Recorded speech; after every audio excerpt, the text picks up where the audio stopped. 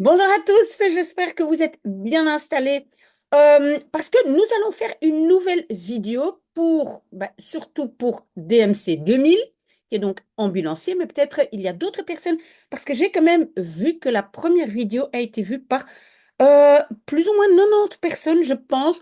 Donc, ça me fait dire que il y a quand même plus de personnes qui s'intéressent à ce vocabulaire. Vous voyez ici passer à l'écran quand je vais vraiment effectivement faire l'audition, hein, comme ça vous ne devez pas à chaque fois écouter tout mon blabla, et vous pouvez simplement écouter en boucle, car qu'est-ce que nous allons faire? Non, avant de dire ça, rappelez-vous, j'avais promis à DMC 2000 que j'allais parler avec un ami qui est médecin urgentiste, je pense, maintenant parce qu'il est pensionné, je pense à l'aéroport de Zaventem. Je lui avais demandé si je pouvais l'interviewer pour voir un tout petit peu quelles questions il pose, parce que donc, soyons clairs, ce que DMC 2000 voulait savoir, quelles questions je pose aux patients, hein, quand j'arrive avec l'ambulance, et après, quelles informations est-ce que je donne à l'hôpital, donc où je conduis le patient. Et donc, j'avais promis de parler à mon ami et voilà, il a été très gentil de m'aider, mais il a dit que il ne veut pas être interviewé parce que il a eu énormément de problèmes avec la presse. Je pense qu'il a une tête, je ne vais pas dire très connue, mais je me rappelle que pour ceux qui sont belges, peut-être vous vous rappelez de cette catastrophe horrible, horrible, horrible d'une collision de deux trains. Hein, peut-être j'ai lirai un article là-dessus dans mon podcast B2. Il y a, je ne sais plus combien de temps, il y a assez longtemps, mais c'était cette catastrophe de Buizingen. Je ne sais pas si vous vous rappelez de cette catastrophe. Peut-être DMC 2000 est trop jeune. Donc voilà, je ne donne pas plus de détails là-dessus. Mais en tout cas, mon ami était le premier médecin sur place.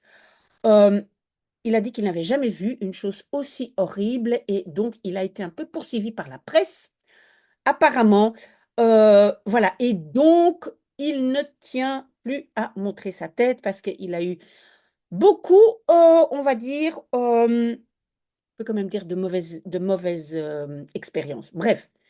Mais, qu'est-ce qu'il a fait, cher DMC 2000? Il m'a donné les éléments ou voilà un peu une liste de tout ce qu'on doit demander aux patients. Ça sera la vidéo d'aujourd'hui, hein. Donc, et si vous regardez ici à gauche à l'écran, vous voyez vidéo 1. Donc, c'est la vidéo que j'ai faite il y a quelque temps. Puis, il y a la vidéo 2. Je mettrai aussi les liens. C'est la vidéo de maintenant. Et puis, après, donc, je vais faire une nouvelle vidéo ici. Et ça sera donc quelle information il faut donner à l'hôpital, hein. Sinon, la vidéo va être beaucoup trop longue. Donc, qu'est-ce que je vais faire maintenant? Je vais dire la question en français. Pas toujours un très très bon français, mais un français qui vous permet de retrouver la question en néerlandais. Donc moi, je le dis en français et quelques secondes plus tard, je vais dire la même, donc la traduction en néerlandais, pardon, en néerlandais. Donc, comme ça, si vous voulez, vous pouvez vous entraîner, écouter en boucle. Et donc, vous voyez, j'ai marqué en dessous de l'écran de quand à quand pour ne pas à chaque fois écouter mon explication. J'espère que c'est clair. S'il y a des questions, n'hésitez pas. Mais donc, on y va. Qu'est-ce qui s'est passé? Qu'est-ce que vous sentez en ce moment? Wat is er gebeurd? Wat voelt u op dit moment? Pouvez-vous indiquer où vous avez mal? Kunt u aangeven waar u pijn heeft? Depuis combien de temps avez-vous ces plaintes, ces problèmes? Hoe lang heeft u deze klachten al? Qu'avez-vous fait lorsque les plaintes, les problèmes ou les maux ont commencé? Wat deed u toen de klachten begonnen? Pouvez-vous décrire les mots? Lançant, oppressant, brûlant? Kunt u de pijn omschrijven? Stekend, drukkend, brandend. Dans quelle mesure, dans quelle mesure est-ce que les mots se trouve sur une échelle de 1 à 10. Hoe erg is de pijn op een schaal van 1 tot 10? Est-ce que le mal irradie vers d'autres parties du corps? Straalt de pijn uit naar andere delen van het lichaam?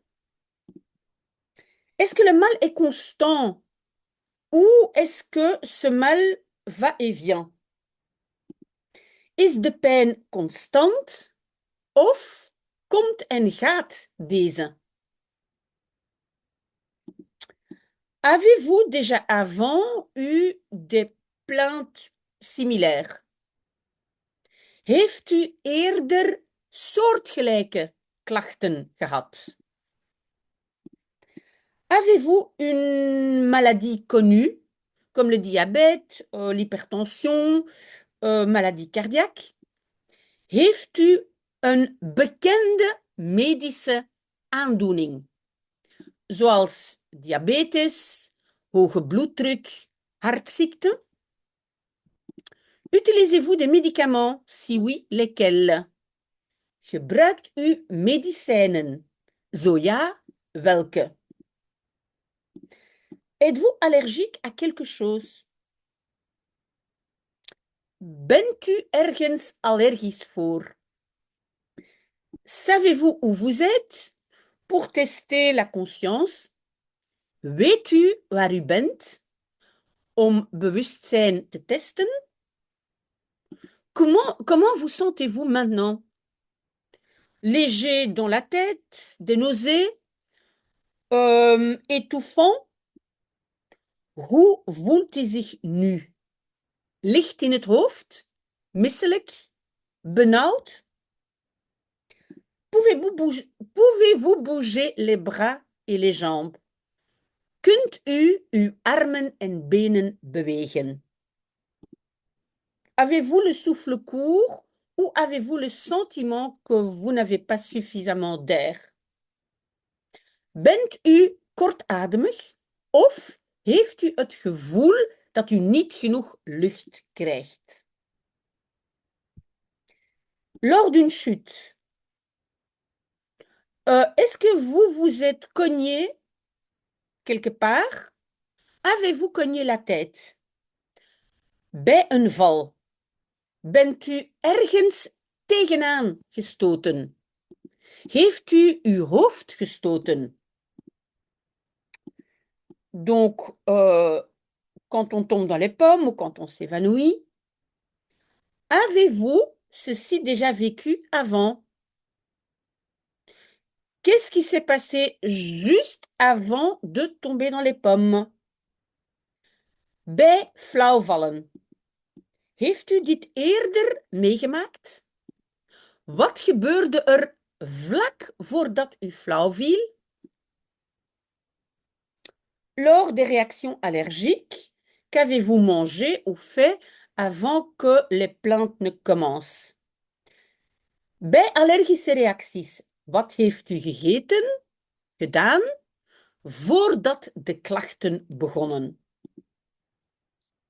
Lors des problèmes de respiration, avez-vous de l'asthme? Avez-vous utilisé un inhalateur? Bij ademhalingsproblemen, heeft u soms astma? Heeft u een inhalator gebruikt? Avez-vous les données de contact de quelqu'un que nous puissions informer? Heeft u contactgegevens van iemand die we kunnen informeren? Avez-vous une carte d'identité médicale, une carte d'allergie? Heeft u een medische ID-kaart, een allergiekaart? Quand avez-vous la dernière fois mangé ou bu quelque chose? Wanneer heeft u voor het laatst iets gegeten of gedronken? Êtes-vous enceinte? Oui, ça évidemment, on ne demande qu'aux femmes. Bent u zwanger? Et puis ici, donc, mon ami a expliqué pourquoi ces questions sont importantes. Voilà, mon français n'était pas, voilà, tout à fait correct. C'est aussi parce que j'ai dû le faire comme ça, je n'ai pas préparé à l'avance, désolé, désolé. Mais je pense que vous comprenez le but de cet exercice. Voilà, donc j'attends un peu les commentaires de DMC 2000 pour voir si ça a servi à quelque chose. Voilà, et donc posez-moi des questions, donnez vos remarques et la prochaine vidéo, probablement la semaine prochaine, ça sera donc quand on arrive à l'hôpital. Voilà, très très bon dimanche.